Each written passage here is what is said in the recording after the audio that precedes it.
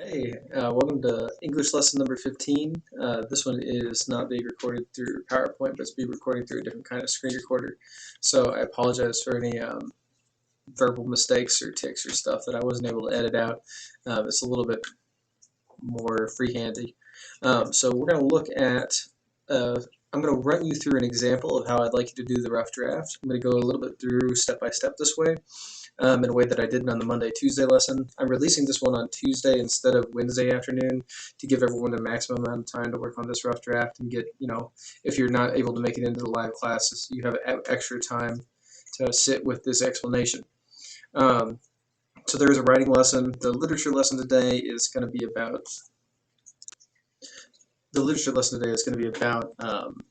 poetry. So we're going to take a quick divergence from Gatsby. There is an extra credit Gatsby assignment today, and there is no new informational assignment today or any informational stuff. There's no lesson today for informational texts because we're going to be focusing in class on working on those rough drafts and answering any student questions about missing work or what they can make up. All right, so on the left we have work that has been due in the past. It's a fairly long list at this point. That's all work from the first 6 weeks. Starting in the next couple weeks, I'm going to remove that, clear it out, and we're going to start moving the second 6 weeks over into the old assignment area. So if you have not completed any of the work on the left side of the screen in yellow, now is really the time to do that. I'm going to stop reminding you that it was due starting in a week or so, and I'm going to start populating that with new work from the current 6 weeks. Due this week, of course, is your rough draft, which is due complete by Saturday. And you can also do your extra credit for Chapter 5 of The Great Gatsby. Though you should be reading The Great Gatsby even if you're not doing the extra credit. All right, so here are our learning targets for this lesson. So for our literature lesson today, we're going to look at 5 student poets writing on the topic of race in America. So this means that you'll be able to experience a topic from multiple genres and mediums and synthesize meaning in those multiple genres. We've looked at the topic of race in America through nonfiction texts like the interviews on William F. Buckley's firing line with McKissick and and Buckley as well, and Baldwin, and we've looked at the debate between Buckley and Baldwin, and we looked at some excerpts from articles about Baldwin, and we've even looked at a trailer for a film about Baldwin that I think you should check out. But now we're going to look at a little bit of current poetry that is trying to capture some of the fire that Baldwin was writing about when he wrote The Fire Next Time. There's no new informational learning target today. Our writing learning target is that we can write a complete rough draft to continue work on our first ACC essay. So this means we can complete the second step of the writing process for creating essays by expanding on our outlines. And our miscellaneous learning target is completing any missing work from the past with assistance from our teacher or with assistance from our CAN teacher in recordings like this one. All right, and real quick recap of the week structure. This is the second lesson of the week. I am releasing this one early on a Tuesday evening instead of on a Wednesday evening so that you have a little bit of extra time to use the walkthrough on how to write the essay. Normally, though, we'll have a lesson on Monday and Tuesday and a lesson on Thursday and Friday with space during my office hour for me to work with you personally, individually, if you need assistance on any of the concepts or assignments that we're working on Mondays, Tuesdays, Thursdays, and Fridays. Here's your mindfulness.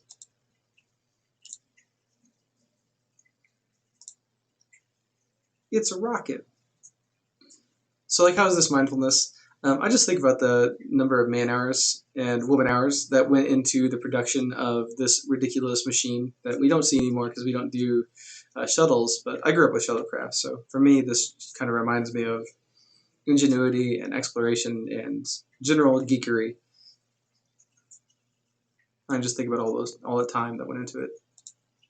All right, so I'm going to give you a walkthrough on how to complete this rough draft. This is going to be a longer walkthrough that's more detailed than the one on the Monday-Tuesday class, and I'm going to actually showcase how I would do a rough draft using my kind of cheesy food-based This I Believe essay example that I give you in your document. Again, it is due Saturday. It does need to be 5 paragraphs long. It needs to have an intro, 3 support paragraphs, and a conclusion paragraph. So, oh, also, if you haven't done your outline, do that first. Do your outline before you write your rough draft. It will make it much easier. If you've already started writing your rough drafts and you're mostly done with it, then you're good. You're fine. Just turn that in on top of the outline as well. But if you're struggling at all to write this rough draft, please do the outline first. That will make this assignment much more palatable and much easier if you're struggling to come up with a topic, or if you're just having a hard time coming up with the structure for your essay. All right, so what I'm going to do today is I'm going to open an outline example. I'm going to open the rough draft, and I'm going to dual screen it with one on this side of the screen and one on this side of the screen. And that way I'll be able to move information back and forth from the outline to the rough draft until I feel like I have enough on the rough draft to write on that on its own. All right, so here is my outline. To get to this outline, go to Google Classroom, go to Classwork, and the outline is in Standards Assignments. It's titled Graded Outline, and you can click on it right here. Your draft is right above it, and you can click on that right here to open both of those documents to complete this assignment. And again, they're in Classwork, under Standards Assignments. The outline is titled Graded Outline, and This I Believe Rough Draft is titled This I Believe Rough Draft. They're titled graded because they're not extra credit, and they are in the grade book. Okay, so now I'm going to break these apart like so. So I have placed them side by side. You can do that by clicking on this area up here and dragging them to the corner of the screen. It will then allow you to pop to the right side of the screen the other one. You can do that on your Chromebook also, or you can just move back and forth between them if that's easier for you. So what I'm going to do is I'm going to grab my outline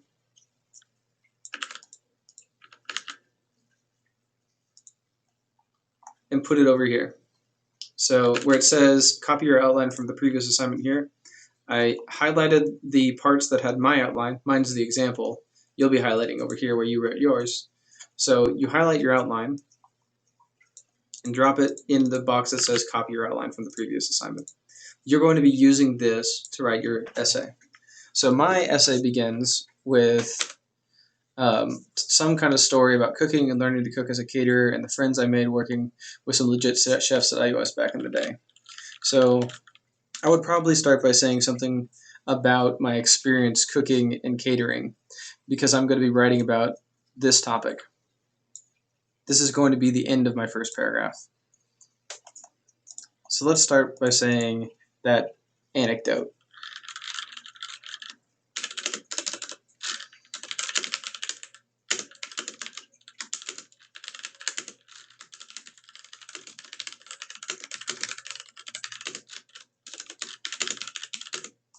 And at this point, I'm just writing that anecdote.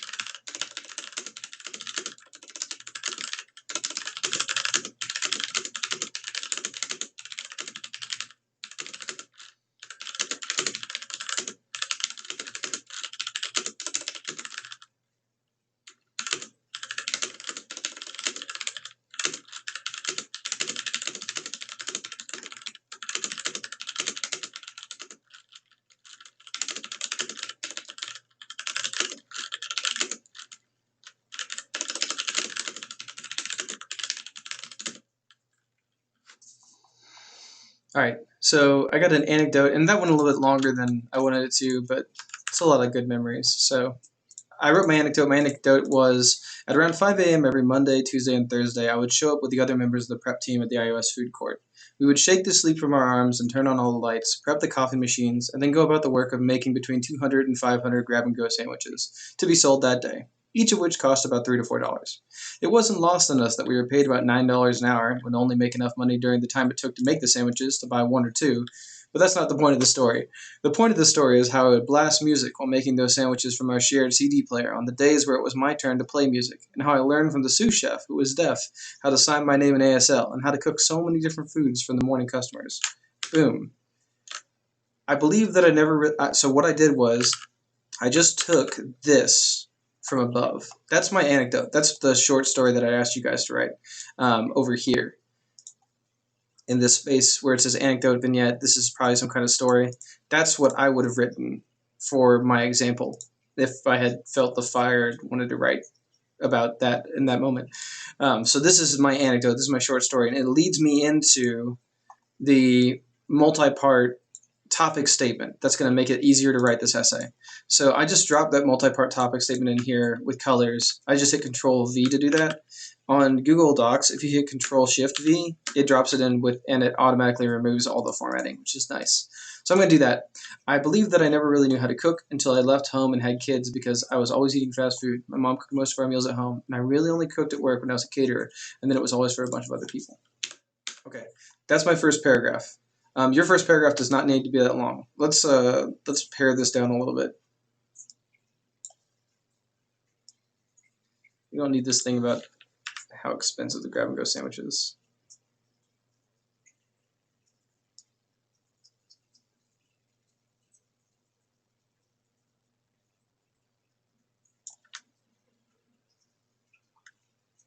Okay, that's a little bit better. It's a little tighter. We don't need to talk about like freaking wealth inequality in this food service essay about cooking.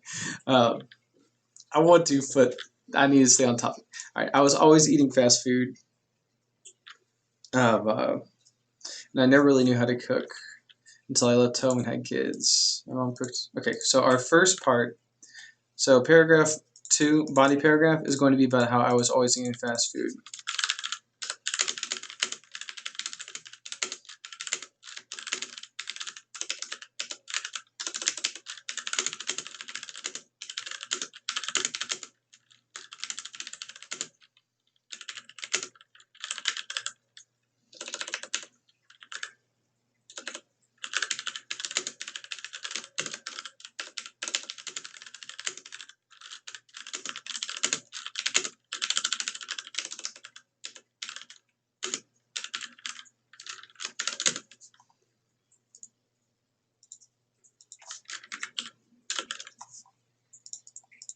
I am not 100% on how to spell Domino's Pizza.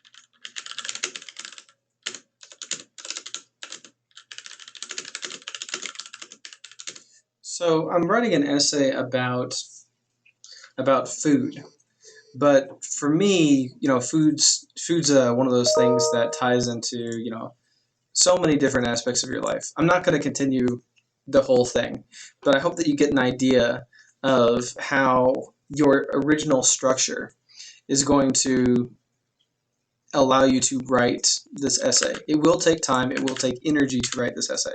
This whole paragraph is coming from the single sentence, I was always eating fast food. I'm using that thought in my head. I'm sticking with, I was always eating fast food as a high schooler. And I'm expanding when and where and who I was with when I was always eating fast food. I'm attaching these questions to this simple statement, I was always eating fast food. And you can do that too with your outline. So then my next one, I'm not going to write it because I think that this is enough of an example of sitting down and writing out for this mini lesson. I don't want to go through and write an entire essay in front of you because I feel like that would just be an abuse of your time. And I would like to go ahead and give you some of these poem examples today as well. And we're like 18 minutes in, and I don't want this to last forever. So you can take a sentence as simple as, I was always eating fast food, and blow it up into things like, when I was growing up in New Albany, my friends lived off of Domino's Pizza chicken nuggets, or whatever they're called for Domino's Pizza. We would order like 6 boxes of them between us, 5 dudes, and then hang out behind my friend Kyle's house until the early hours of the morning on weekends in the fall. Sometimes we'd run out to Taco Bell late at night and grab a ton of burritos, split the bill, and then just sit around a fire pit we dug behind his house in the woods, talking about school, philosophy, and video games until the sun came up. So, like, I'm continuing to expand information that supports I was always eating fast food. Everything that I say in there supports the statement I was always eating fast food. So your topic statement is I believe X. And then you have your supports for X. I believe that, you know, um, uh, global warming is a crisis, and here's 3 supports for that. I believe that the moon landing was faked. Here's supports for that. Um, I believe whatever. And then you have your 3 supports in your topic statement. And then when you're writing your paragraphs, when you're filling out these paragraphs of support, you're supporting the support that you had in your topic statement. So I was always eating fast food was one of my supports for my topic statement in my first paragraph, if you remember.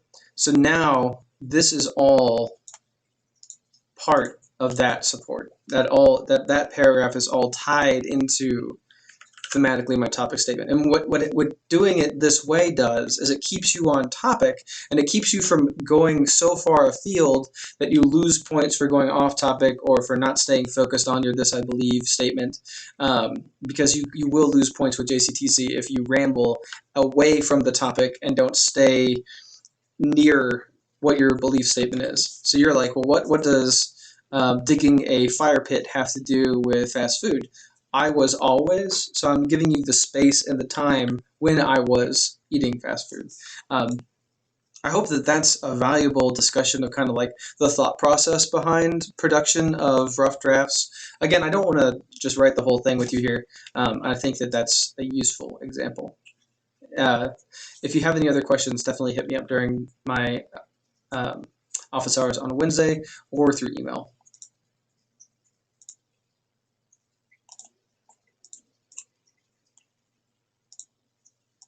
Okay. That is our writing lesson for today. And I do have I think, interesting literature lesson for you today. So we're going to move a little bit away from Baldwin, and we're going to look at some current authors, some current young authors writing poetry kind of in the space of 2020. And these poems sort of pick up the fire imagery and the fire symbolism from Baldwin's The Fire Next Time, or The Fire is Upon Us, that we looked at a little bit of by James Bucola. Real quick reminder, there is no graded assignment for Chapter 5 this week before we get going. There is an extra credit opportunity for you, though. And while you're reading Gatsby, those blue words do help you prep for the ACT reading, and the red words are aligned to ACT English level vocab. Okay, so I have some examples for you. So first we're going to start off with William Lawyer, who's 19, and he's from Brooklyn, and his poem is Choke. So be listening while we're listening to these poems. Be listening for some of that fire language and fire imagery from Baldwin, because that is a through line in all of these.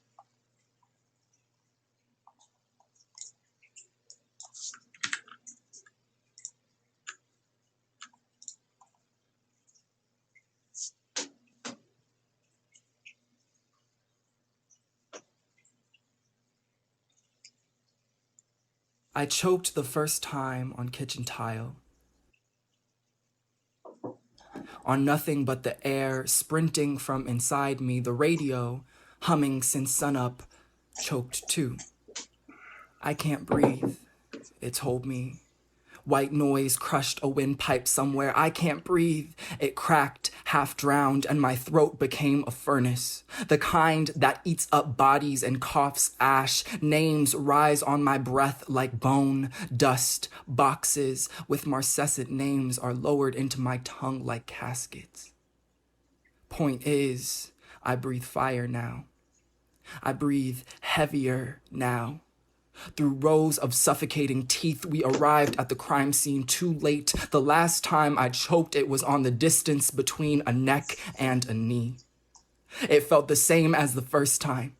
Pressed up against my chest like asphalt, I have been choking since sunup, since dawn, since the runner shot from the block, shot down the block. Everything I All am right, is an so open mouth and a I hope blocked that the fire windpipe. imagery Be is jumping warned, out to you too, because it is a my through line saliva in all the is lighter poems today. fluid, His and the poem, specifically asphalt Choke, is rich with it. reminded me a lot of a historical poem by the poet Sonia Sanchez that you may never have heard. It's called Catch the Fire, and I have a couple questions after this one that might help you with your This I Believe essay if you're still struggling to come up with a topic. So here is Catch the Fire by Sonia Sanchez.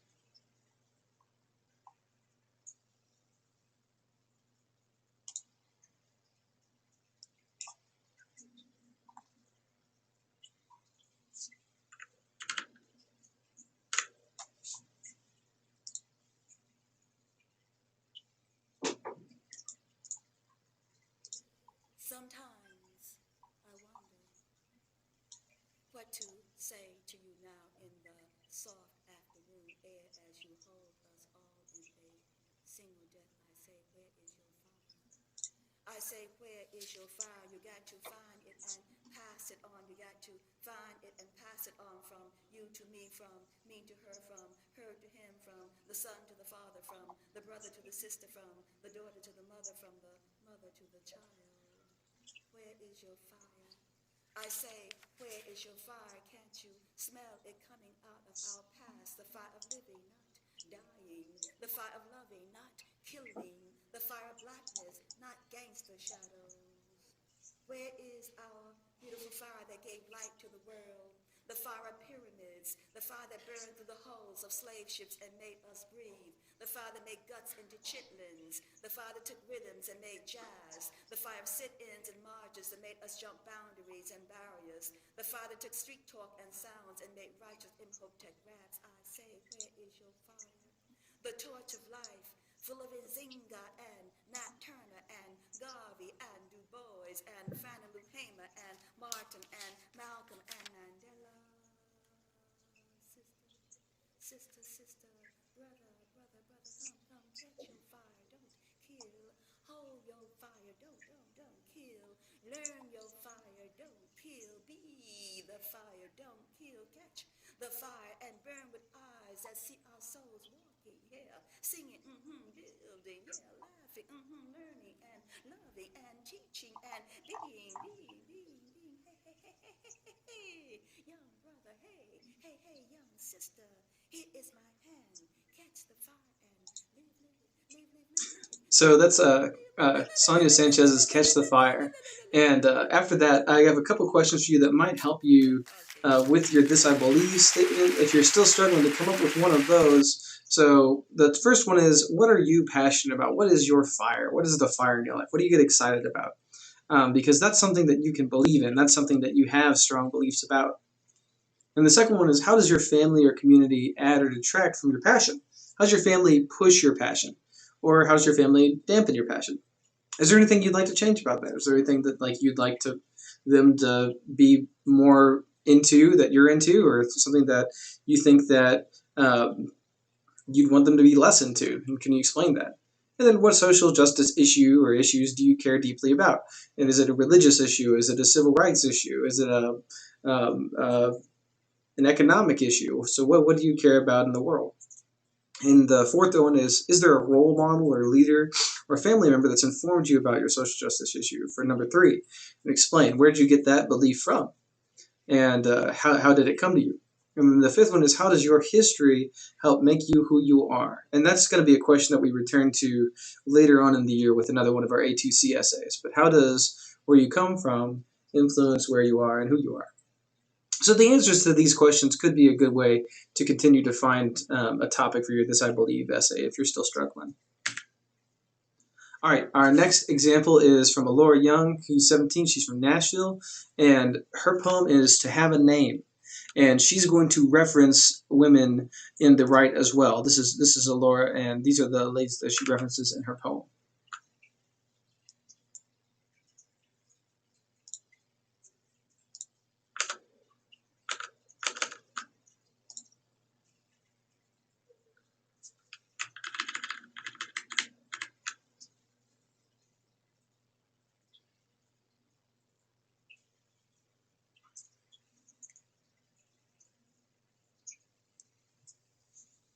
I wonder if a mother's love can be found on the second X chromosome.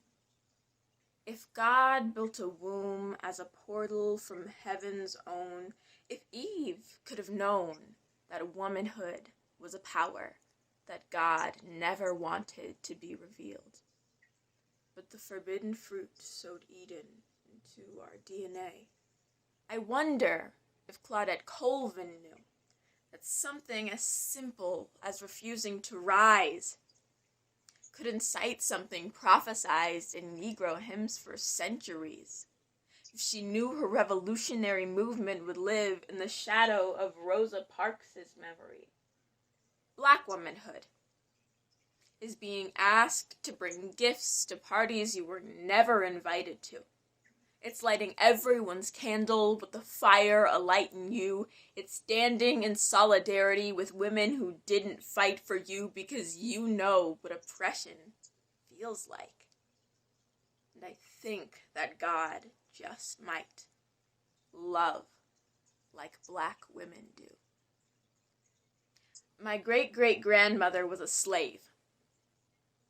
She took thoughts of freedom to her unmarked grave. Her daughter stood alongside sisters for rights that would never be hers in a lifetime. Revolution is embedded in my bloodline. She couldn't have dreamed what the next century brought in, the law in the hands of Justice Jane Boleyn, the first judge in this country to be a black woman, changing a future she would never see. Every vote we cast should honor her memory. Cast that ballot like a candle burning with ancestral flame. It's the legacy they fought for. Let them see what became of the children, of the country, of the women who got the chance to have a name. If words are bullets, then your ballot is a semi-automatic. It's the way your voice can shoot through the silence and the static. If the sealing of your lips is far more than systematic, look back at all the women who wielded their weapons for you. This holiday is an empty promise if we don't use it to see there's more to our mission. Look at Atlanta's lines. Voting booths with locked-shut doors by governors with flimsy spines. My people who can't vote for non-violent crimes committed back in '99. I watched my sister's best friends go to prison. I watched the boys I saw become men, become felons, and lose every right our ancestors fought for. I see pictures of today's suppressed voters in black and white, so people still think this is history. It's not my tomorrow I'm fighting for. It's my daughter's. I'll stand guard at her door as Grandma waded in the waters. Every vote is hope that no more of my blood will lie in unmarked graves. It's my hope that my babies will always be called by their names. burn your textbooks if they tell you there's nothing more to change. Women, the world has tried to silence, are women who know what needs repair. Shirley Chisholm said if they don't give you a seat, bring a folding chair. For Black women, this privilege has not been here for 100 years. But when it comes to revolution, ask Eartha, Angela. We have always been the pioneers. The love my great-great-grandmother held for me from past afar was strong because it drew its power from and burned just like the nearest star. From Malala to Asada, from the classroom to the polls. Womanhood and the sun's fire reside inside our souls. That through every election and the world we change in kind, the garden in our bodies will find solace in our minds, and the waters that we waded in bring joy in gentler times. That my daughter has the future Eve, and that's Laura Young doing "To Have a Name," and she mentions all these other women in her poem as well. America will be redeemed. All right, the next poem is by Leila Motley from Oakland, and this is Fire Season.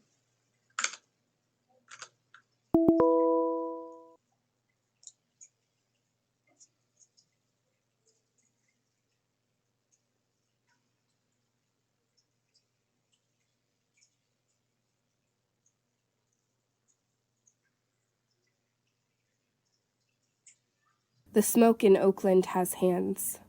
We are inside the palm, choking as we feed.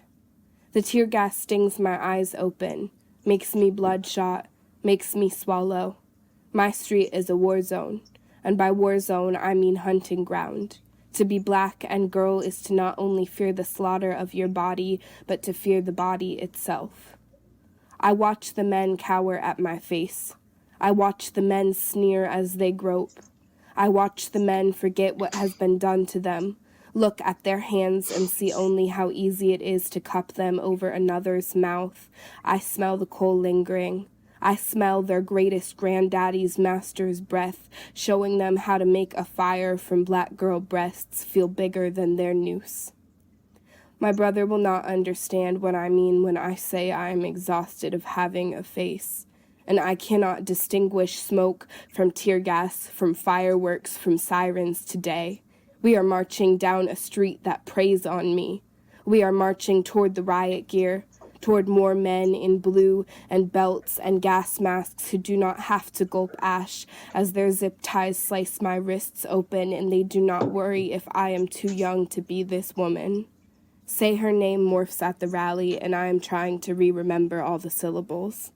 All the Sandras and Rakias and girls who don't make the headlines because they are not dead. They have just been turned inside out.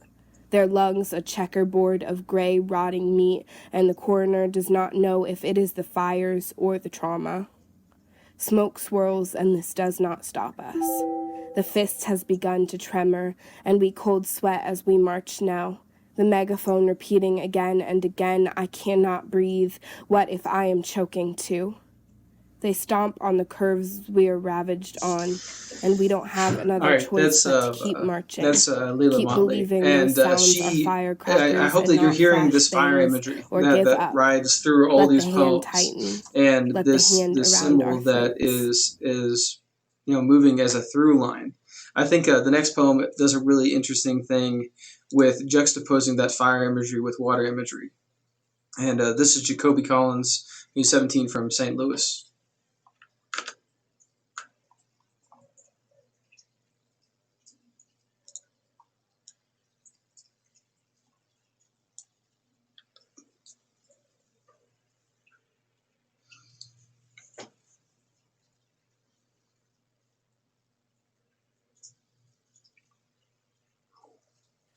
When I was little, my grandmother would tell me stories of an all-powerful God.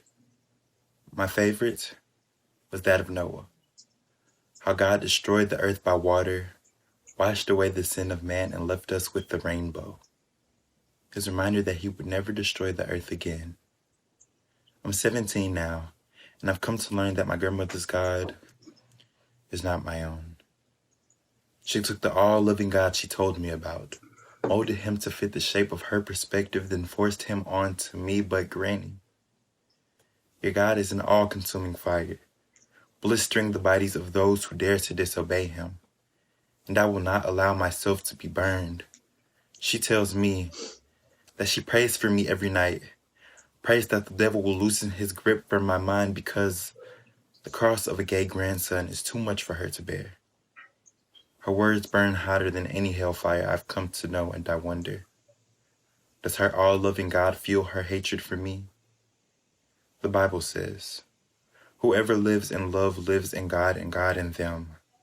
So why would I choose Stephen over Eve? Is my love corrupted? I tell her, your God is a contradiction. He's confused by his own standards, and for that, he has no room in my heart. She says mine is a bad religion. Says the only thing that should bring me to my knees is his son. I guess she doesn't see the irony in that. So I remind her of Noah. When the Lord placed a rainbow on the earth, he said it would never be destroyed again. But now that the rainbow is placed in me, why has it lost its significance? I am God's symbol of peace.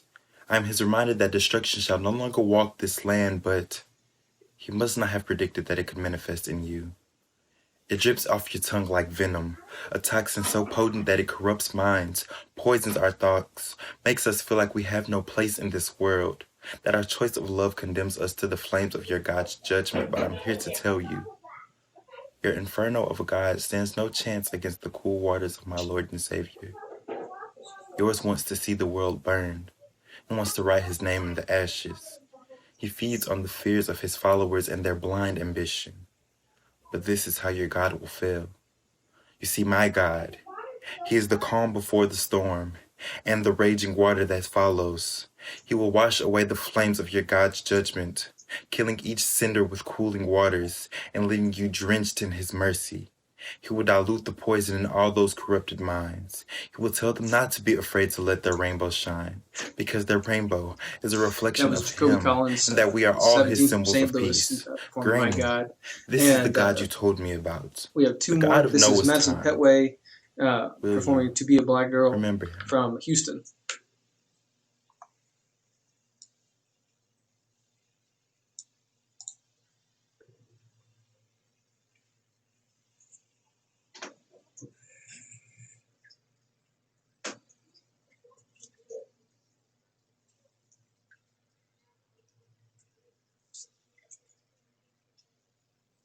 I wish I understood what it is like to be a black girl.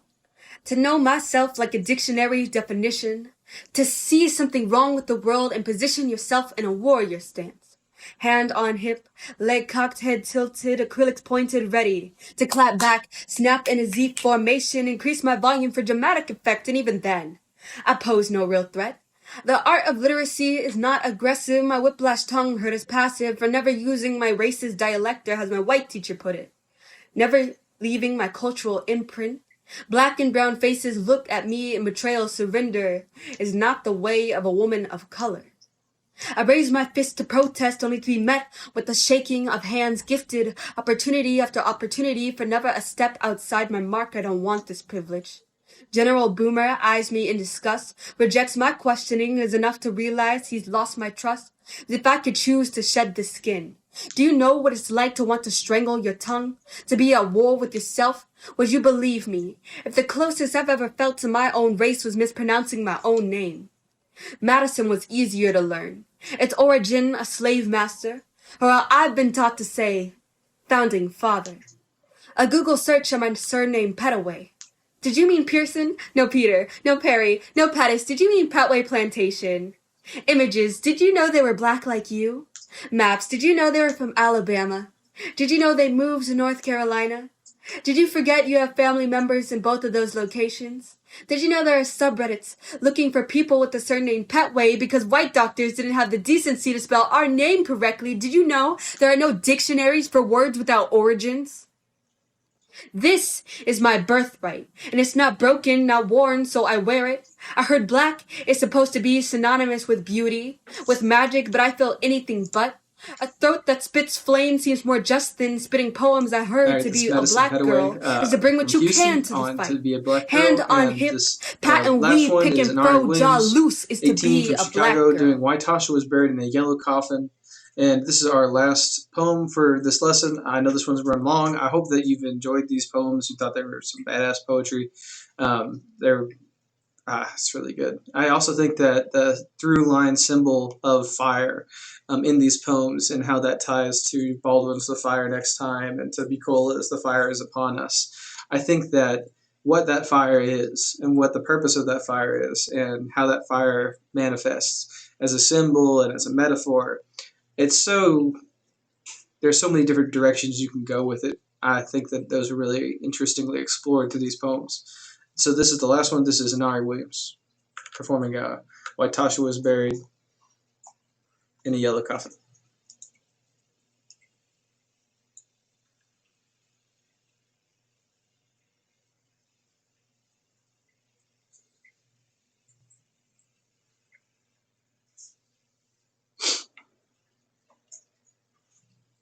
Before she was trapped inside, before there was darkness, before there was silence, before she heard the shoveling of dirt get softer and farther away, before she heard her mother weep for the first and last time, before she was lifted onto, then lowered by velvet ropes, before warm hands applied makeup to her cold face, she never wore it, before the white sheet, before the red lines tied around trees, before the boys in blue took their time, before the fade to black, before she felt gravity pull her to the ground, before she dropped her hot crunchy curls in great pop, before she heard the bang,